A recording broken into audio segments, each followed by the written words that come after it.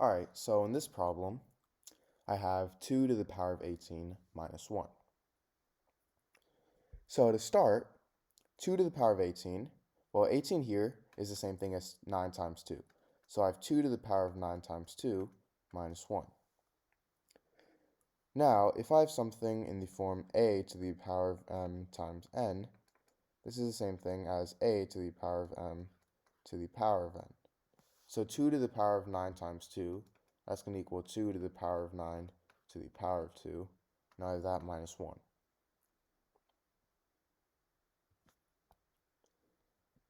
Now, if I have something in the form a squared minus b squared, this is equal to a plus b times a minus b. So in this case, we can think of 1 as 1 squared, because 1 is the same thing as 1 squared.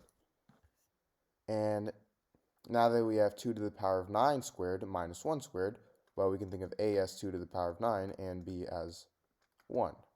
So now I have 2 to the power of 9 plus 1 times 2 to the power of 9 minus 1. Now, if you guys already didn't know, 2 to the power of 9 is simply equal to 512. So now I have 512 plus 1 times 512 minus 1. And 512 plus 1, that's obviously 513. 512 minus 1, that's obviously 511. So I have 513 times 511. So to solve this, I'm going to rewrite both of these. So for 513, I'm going to rewrite that as 500 plus 13. And for 511, I'm going to rewrite that as 500 plus 11. So now I have 500 plus 13 times 500 plus 11. So to solve this, I'm actually going to distribute both of these terms. So I'm going to distribute 500 and 13. So I have 500 times 500, which is the same thing as 500 squared, plus 500 times 11, plus 13 times 500, plus 13 times 11. Now 500 squared, that's the same thing as 250,000. 500 times 11, that's the same thing as 5,500. 13 times 500, that's the same thing as 6,500.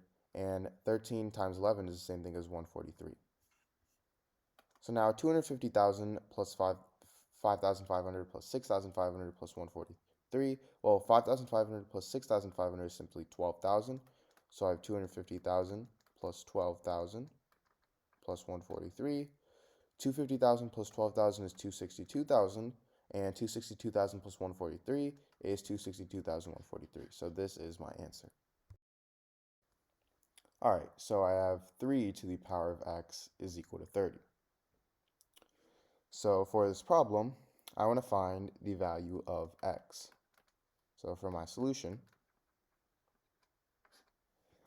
first start with 3 to the power of x is equal to 30.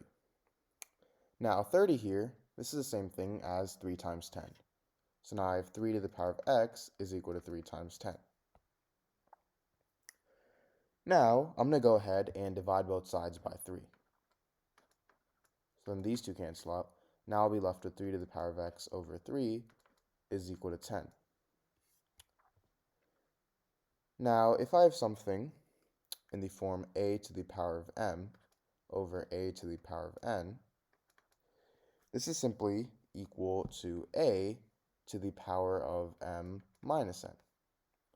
So in this case, 3 to the power of x over 3, well, 3 is the same thing as 3 to the power of 1. So now I have 3 to the power of x minus 1 is equal to 10. So now to solve this, what I'm going to do is I'm going to take the log on both sides. So now I have log 3 to the power of x minus 1 is equal to log 10.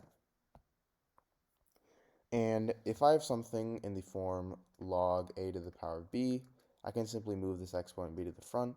So this is going to equal b times log a. So I can move x minus 1 to the front, so that's going to equal x minus 1 times log 3, which is equal to log 10. Now, if I divide both sides by log 3, these two cancel out, and I'll be left with x minus 1 is equal to log 10 over log 3.